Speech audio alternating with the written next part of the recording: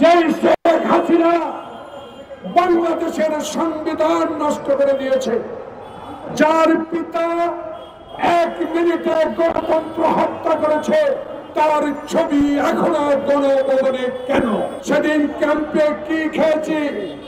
কাঁচা কুমড়া খেয়ে ট্রেনিং নিয়েছিলাম। সেদিন আপনারা ব্যবহার কি করেছেন মনে আছে? তবুও বন্ধু, তবুও আশ্রয় দিয়েছেন, অস্বীকার করি না। তাই শেখ হাসিনার মতো নির্লজ্জ ব্যক্তিকে, যিনি বাংলাদেশের হাজারো মানুষের মায়ের বুক খালি করেছে, তাকে কেন আশ্রয় দিয়েছেন এটা জানতে চায় মানুষ। আমি বুঝতে চেষ্টা করছি, একজন ছাত্র হিসেবে যখন ঢাকা বিশ্ববিদ্যালয়ে একটি ছাত্র সংগঠনের গুরুত্বপূর্ণ দায়িত্বে ছিলাম, ৭১-এর ডাকে সেদিন স্বাধীনতা যুদ্ধে খালি পায়ে হাফ প্যান্ট পরে যুদ্ধ করেছিলাম। সেই যুদ্ধের দেশ, সেই স্বাধীনতার দেশ বাংলাদেশ, সেই বাংলাদেশে আজকে 1 মাস 5 দিন। আমি বুঝতে পারি না, আমি বুঝার চেষ্টা করছি প্রিয় ভাইরা, আমি কারো বিরুদ্ধে কথা বলতে চাই না, কিন্তু একটি প্রশ্ন। আমি গত 15 দিন আমার নিজের এলাকায় নোয়াখালীর সেনবাগে মানুষ পানিতে হাঁটতে পারে না, সাপের কামড় সহ্য করে হাসপাতালে ভর্তি হচ্ছে, খাওয়ার অভাবে মানুষ অসুস্থ হয়ে পড়েছে, সেইখানে অবস্থান করছি। মানুষের কথা একটি, 1 মাস 10 দিনে কেন এখনো যে শেখ হাসিনা বাংলাদেশের সংবিধান নষ্ট করে দিয়েছে, যার পিতা 1 মিনিটে গণতন্ত্র হত্যা করেছে, তার ছবি এখনো গণভবনে কেন? এই প্রশ্নটা জনগণ বলা শুরু করেছে। আমি জানি সময়ের দরকার, কিন্তু জনগণ তো বলা শুরু করেছে।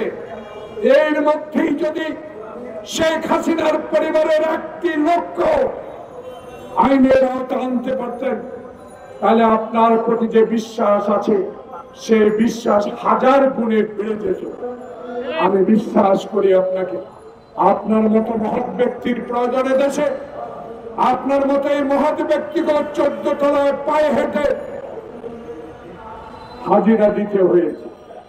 আপনার মতো এই মহৎ ব্যক্তিকে, যিনি বাংলাদেশের উজ্জ্বল করেছেন, তাকে কোর্টের বারান্দায় লোহার সিঁড়ির মধ্যে বসে রাখা হয়েছিল।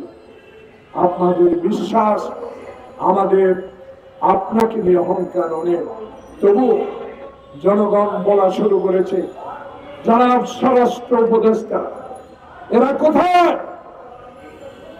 এরা কোথায় আছে? যদি শেখ হাসিনার গোয়েন্দারা এখনো তৎপর থাকে তাদেরকে রক্ষার জন্য, তাদেরকে আইনের আওতায় আনা উচিত বলে মানুষ মনে করা শুরু করেছে। প্রিয় ভাইরা, রাজনাথ, আপনি রাজা, আপনি প্রতিরক্ষা মন্ত্রী, আমার কিছু আসে যায় না। আমি কিন্তু স্বাধীন বাংলাদেশের মানুষ, আমার স্বাধীনতাকে আমি অর্জন করেছি। আপনি আশ্রয় দিয়েছেন। সেদিন ক্যাম্পে কি খেয়েছি?